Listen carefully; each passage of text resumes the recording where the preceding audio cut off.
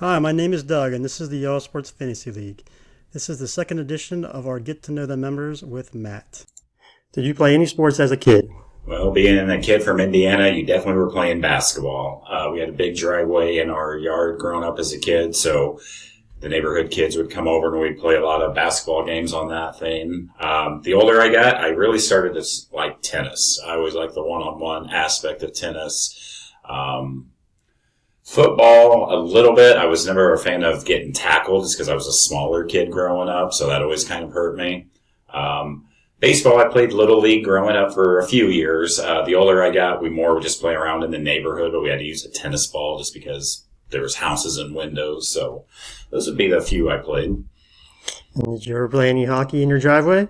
Never got around to the whole street hockey thing. I never was very coordinated to be on skates enough to, let alone play a sport while trying to skate. So never got around to the hockey one.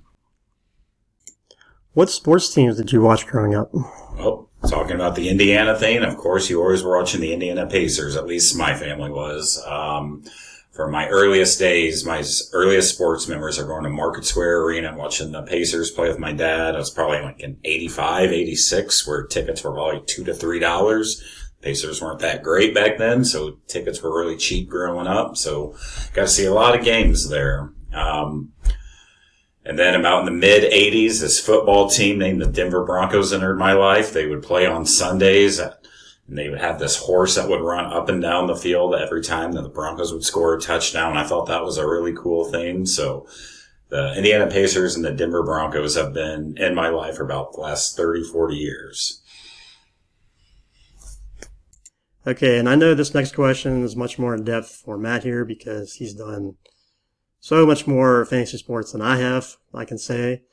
I've mainly just stuck to running hockey, and that's about it. And I've played in a few football and basketball, but it's few and far between. And Matt here has done quite a bit. So why don't you tell us a little bit about what you've done as far as fantasy sports go?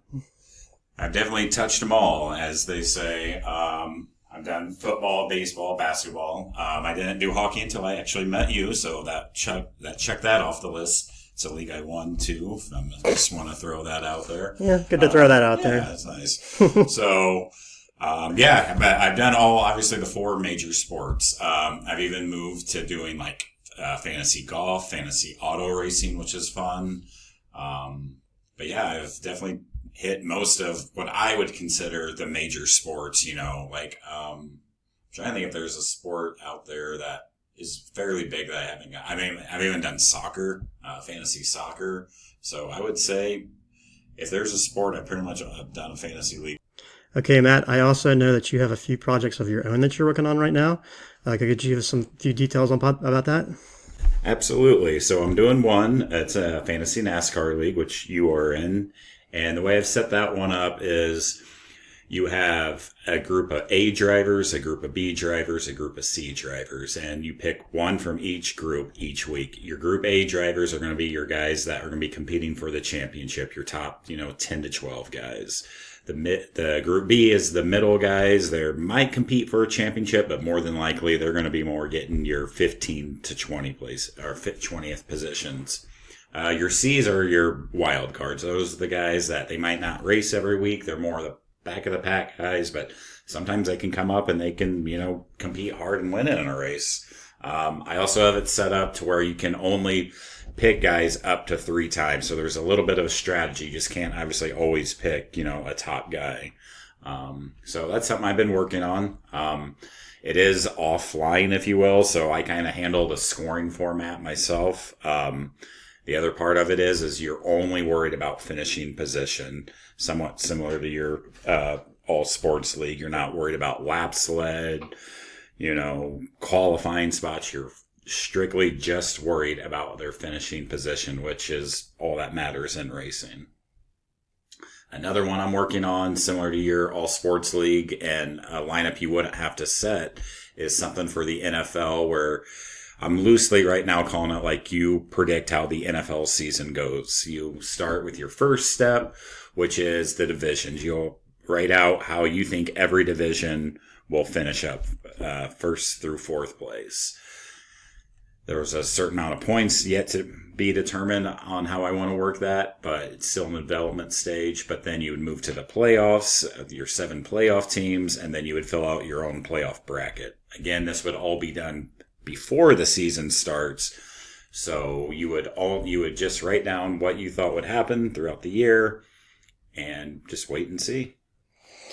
Okay, so you would say that the NASCAR is in more of a trial phase right now. You're already running it with some people, and it's going pretty well, correct? I would agree so, yeah. It's definitely, has 10 guys in it who are all active each week, and there's a lot of movement around the scoring, so I've enjoyed it. And the NFL league is much more just in the development stage, right? Complete. I just kind of was thinking of ideas last night to start it. So I would like to have it maybe ready by this NFL season, but it might be more of in the preliminary stage this year, and then the next year really kick it into gear. You will find that much of our channel is counterculture to what most of the sports world is about, which is money. Sure, I'd like you to hit the subscribe button, and I'm not saying players shouldn't get paid. My problem is with how greed has turned off the fans.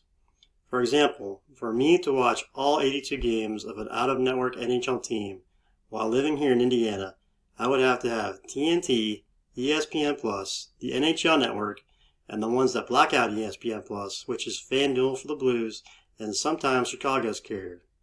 That's pretty insane. How has greed affected you as a fan?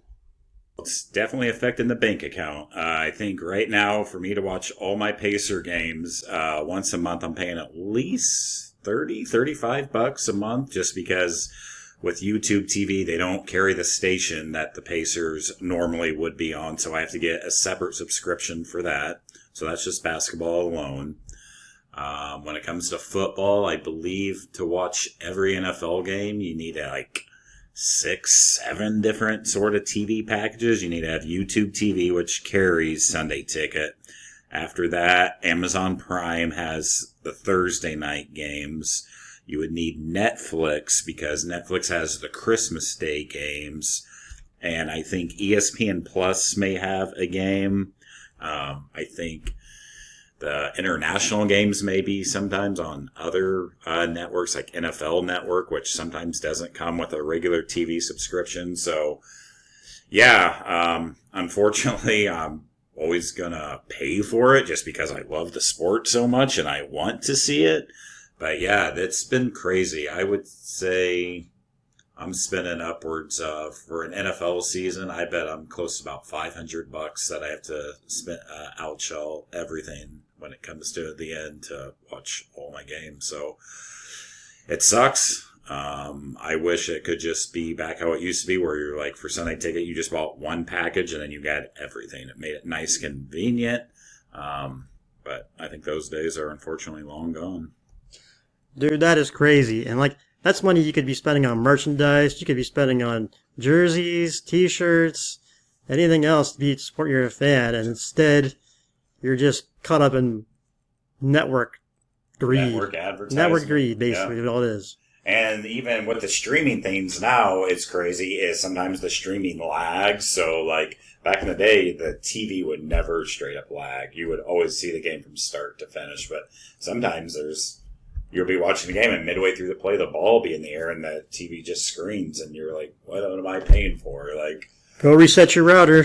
Yeah, exactly. It's not like it used to be, but I guess it's the world we live in,